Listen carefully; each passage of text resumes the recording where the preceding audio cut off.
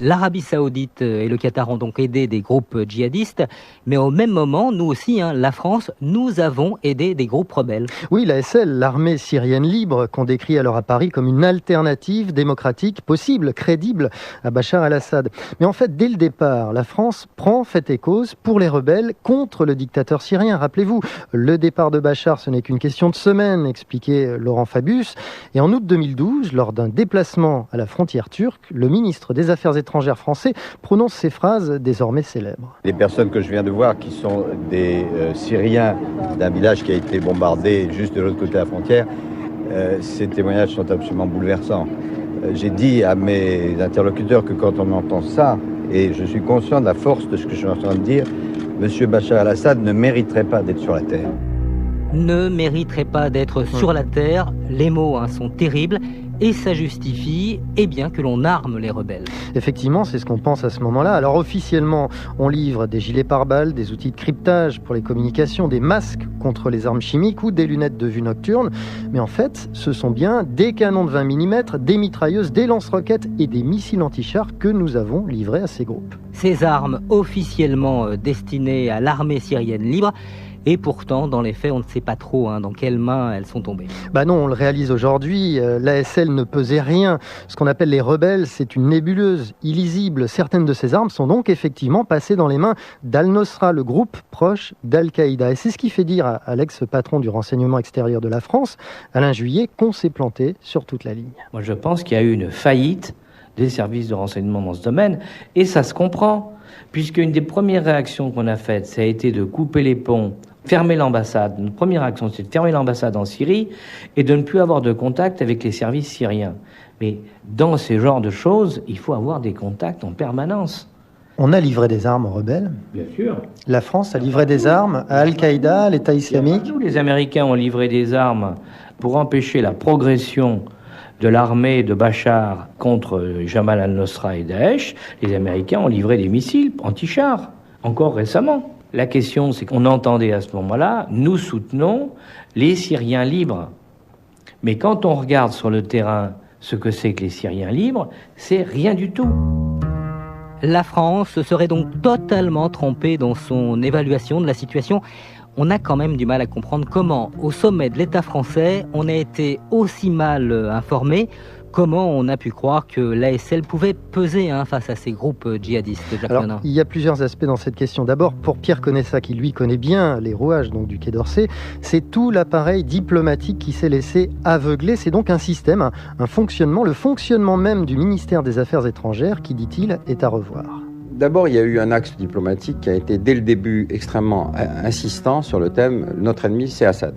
À partir de ce moment-là, l'analyse de la crise a été monologique. Ça allait dans le sens de ce qu'avait décidé Fabius. C'est pas en fonction de ce qui était le sens de la réalité du terrain.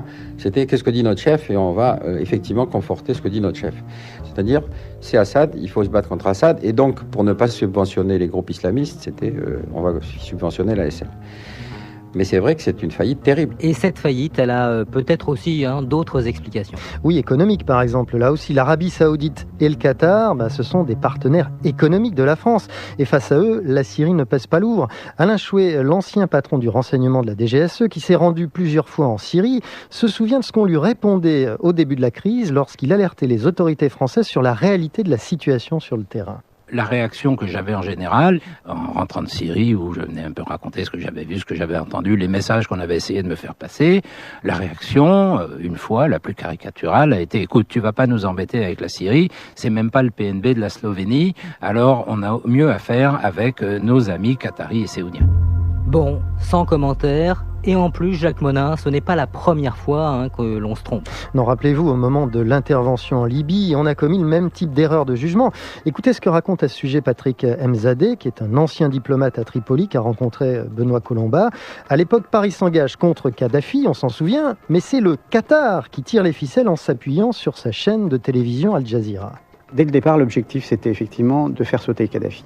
Al Jazeera avait dès le départ mis en place une cellule de désinformation, ou en tout cas pour relayer les paroles de Libyens qui étaient en fait dans les studios d'Al Jazeera à Doha, et qui ont évoqué notamment l'histoire des bombardements, qui a été centrale, parce que l'histoire des bombardements, c'est ce qui a été repris par Nicolas Sarkozy le 21 février, 4 jours après le début de l'insurrection, à Bruxelles, pour déclarer la logique de guerre contre Kadhafi. Bon, les bombardements, il n'y en a jamais eu. Des bombardements de populations civiles imputées aux kadhafistes. Donc ça, c'est le premier volet de l'intervention qatari, c'est l'intervention médiatique. La deuxième intervention, c'est le soutien à une certaine frange de l'insurrection. Un certain courant islamiste, qui ne sont pas tous maintenant des gens qui se reconnaissent dans l'État islamique, mais qui sont des gens qui ont été soutenus par le Qatar.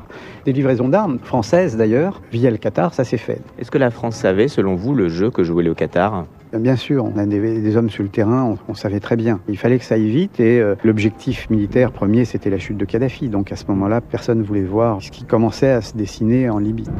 Voilà pour la Libye donc. Retour maintenant en Syrie. On a un groupe, l'État islamique, qui monte en puissance grâce à l'argent des Qataris et des Saoudiens. Mais cette aide va peu à peu s'interrompre. Oui, parce que le groupe État islamique devient de plus en plus dangereux. Il va s'approcher des frontières saoudiennes. Il devient si incontrôlable que ses alliés vont finir par couper effectivement les ponts avec lui. Et selon Alain Chouet, l'ex-patron du renseignement de la DGSE, à la mi-2013, les Saoudiens prennent en fait conscience que ces rebelles, les rebelles qu'ils ont aidés, peuvent se retourner contre eux. À l'été 2013, le cabinet royal saoudien a coupé les vivres complètement aux frères d'Égypte, mais aussi aux mouvements violents qui agissaient aussi bien dans le nord de l'Irak qu'en Syrie. C'est là qu'apparaît d'ailleurs l'État islamique, parce que jusque-là, il n'existe pas l'État islamique. Il y a un État islamique en Irak, mais il n'y a pas d'État islamique en Irak et au Levant.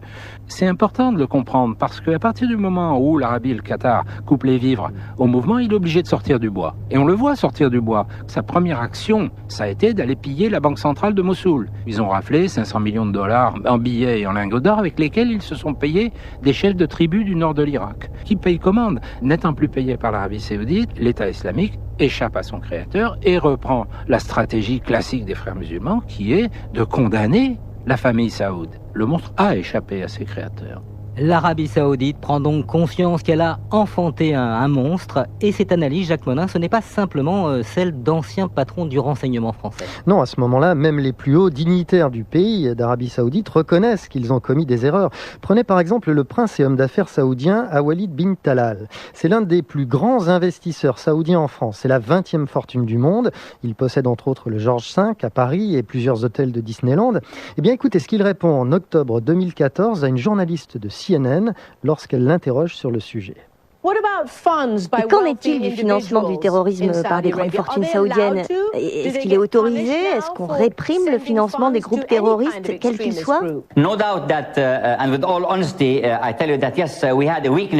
Très honnêtement, je dois vous dire que oui, on avait une faiblesse de ce côté-là.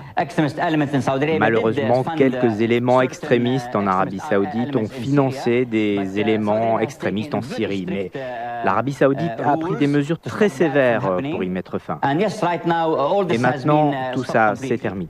C'est terminé, explique ce prince saoudien. Les choses sont peut-être un peu plus complexes. Bah oui, parce que comme souvent, il y a ce que l'on dit et ce que l'on fait, ou plutôt en l'occurrence, ce que l'on ne fait pas. Parce que si les Saoudiens ne font plus rien pour aider le groupe État islamique, ils ne font plus rien non plus pour lutter contre lui. Et c'est ce que remarque l'ancien haut fonctionnaire du Quai d'Orsay, Pierre Conessa. L'Arabie Saoudite ne combat pas Daesh. En fait, ce sont des pays de l'OTAN qui combattent Daesh.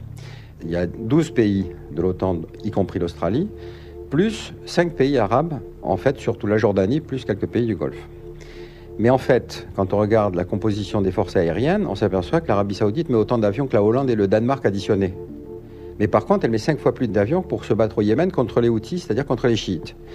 Donc l'Arabie Saoudite fait la même politique que Daesh, c'est-à-dire la persécution des chiites, mais il n'y a aucune raison de se battre entre eux. La société saoudienne ne comprendrait pas pourquoi on va essayer de faire disparaître une société qui leur ressemble tant. C'est la même qui décapite, qui crucifie, qui coupe les mains des voleurs, qui opprime les femmes et qui interdit les autres religions. L'Arabie Saoudite ne fait donc rien pour intervenir véritablement. Et en coulisses, son rôle pourrait être encore plus trouble, Jacques Monin. Si l'on en croit des sources bien informées, comme on dit, l'Arabie Saoudite continuerait indirectement de financer Daesh en achetant son pétrole au marché noir avec la complicité de la Turquie. C'est ce que soutient en tout cas un fin connaisseur du sujet, l'ancien patron d'Elf, Loïc Le Floch-Prigent, qui a lui-même longtemps travaillé en Irak et en Syrie. Le pétrole de Daesh ne peut sortir et ne peut être payé que par des gens qui sont prêts à le payer et à étouffer son existence. C'est forcément un mélange de Turcs et de Saoudiens. Il n'y a pas d'autre solution. C'est-à-dire que c'est les deux pays qui sont en liaison et qui ont la possibilité de le faire. Qu'est-ce qu'ils en font, les Saoudiens, de ce pétrole? Ils le blanchissent? Ils l'utilisent, forcément. Ils ne peuvent pas le blanchir. Je vous rappelle qu'un pétrole a un ADN, et par conséquent, on sait d'où il vient si jamais il est sur le marché. C'est-à-dire que si jamais ils exportaient ce pétrole, ce serait su. Donc ce pétrole ne vient jamais sur le marché, donc il l'utilise plutôt. Enfin, la laverie s'appelle une raffinerie. Voilà donc pour les éléments qui jettent le doute sur l'implication du Qatar et de l'Arabie Saoudite. Et pourtant, la France, elle continue d'entretenir les meilleurs rapports avec ces pays. Rappelez-vous, François Hollande s'est rendu dans le Golfe, c'était en mai dernier. Il signe avec le Qatar un contrat qui porte sur la vente de 24 Rafales. Et puis il y a un mois à peine, en octobre dernier, Manuel Valls, lui, se rend à son tour à Riyad pour signer des promesses de contrat. Et voilà d'ailleurs ce qu'il lance devant un parterre de dignitaires saoudiens. Avec l'Arabie Saoudite, nous avançons en confiance. Nous approfondissons une relation économique que nous tournons résolument vers l'avenir. Venez investir dans notre pays, au cœur de l'Europe. C'est le moment plus que jamais. À ce stade de votre enquête, Jacques Monin, ce que l'on peut retenir, c'est qu'en Syrie, de très nombreux pays ont joué avec le feu. Oui, les États-Unis qui ont déstabilisé l'Irak, les pays du Golfe qui ont financé des mouvements djihadistes, la France qui a joué les rebelles contre le pouvoir syrien sans voir qui elle avait véritablement en face d'elle, et la Turquie donc qui laisse prospérer les trafics sur son territoire. Bref, pour Hosham Daoud, qui est anthropologue au CNRS, les responsabilités sont multiples. Tout le monde a joué avec Daesh. Tout le monde, il voulait jouer à travers Daesh pour s'imposer. En fait, on a créé Frankenstein. Aujourd'hui, tout le monde essaie de trouver est-ce qu'il y a un moyen pour l'arrêter. Oui, il y a des moyens. On peut avoir des forces de coordination pour venir au bout de Daesh s'il y a une volonté politique. Une réponse politique sans doute, mais en attendant, c'est une réponse militaire qui est apportée. Oui, alors c'est d'abord un signe adressé à l'opinion française, c'est un signe de fermeté et de détermination, mais sur le terrain, l'efficacité des frappes est limitée et rien ne dit d'ailleurs qu'elles n'auront pas des effets pervers. Écoutez ce que pense à ce sujet l'ancien colonel de marine Michel Goya, toujours interrogé par Benoît Colomba. Vous savez, les frappes françaises, c'est 3% du total de toutes les frappes de la coalition qui n'a pas détruit l'État islamique. Les 200 et quelques frappes que nous avons réalisées, en réalité, c'est un petit coup porté à l'État islamique. Donc on peut imaginer d'augmenter les doses, je dirais, mais c'est pas fondamentalement, ça va pas changer grand-chose. Et est-ce que ça n'alimente pas le terrorisme encore un peu plus ? Oui, cette campagne de frappe aussi est un sergent recruteur remarquable sans doute pour l'État islamique. La campagne aérienne a peut-être, de la coalition dans son ensemble, a peut-être tué 400 civils. Donc tout ça alimente globalement le ressentiment sur place, alimente l'idée que ce sont toujours les Arabes sunnites qui prennent des bombes dessus. Et au bilan, on a tué, alors la coalition dit, voilà, on a tué 10 000 combattants, c'est un chiffre qui est invérifiable en réalité, 10 000 combattants, mais elle en a recruté aussi un certain nombre. Voilà, c'est ce qu'on appelle un cercle infernal. Mais comment faire autrement ? Aucune solution simple ne semble, au moins à court terme, se dégager. Reste l'autre question qu'il est peut-être aussi temps de poser, c'est celle de nos alliances, avec Jacques Monin, notamment le Qatar et l'Arabie Saoudite. Oui, peut-on adopter une posture morale lorsqu'il s'agit de Damas et fermer les yeux sur ce que font Doha et Riyad ? Comment peut-on être crédible si l'on fait du commerce avec des pays qui soutiennent un terrorisme que l'on dénonce par ailleurs ? Là-dessus, l'ancien spécialiste du renseignement Alain Chouet est catégorique. On ne pourra pas continuer éternellement dans une politique schizophrène qui consiste à vouloir imposer la démocratie dans certains pays en maintenant une alliance entre nos démocraties et la démocratie américaine qui est la plus grande du monde et les États théocratiques les plus réactionnaires de la région. On a fermé les yeux sur l'idéologie prônée par ces pays parce qu'on ne la voyait pas, parce qu'on n'en voyait pas les effets. On n'en mesurait pas les effets parce que rien ne se passait chez nous, ou s'il se passait des choses, on ne les voyait pas. Maintenant, on les voit. Oui, alors question, la France va-t-elle évoluer de ce côté-là? Rien n'est moins sûr. Pour l'instant, Matignon affiche un embarras prudent et préfère insister sur l'évolution de ses alliés plutôt que sur ses turpitudes. Merci Jacques Monin pour cette enquête réalisée en collaboration avec Benoît Colomba. Enquête à retrouver sur notre site internet franceinter.fr et sur la page Facebook de Secret d'Info.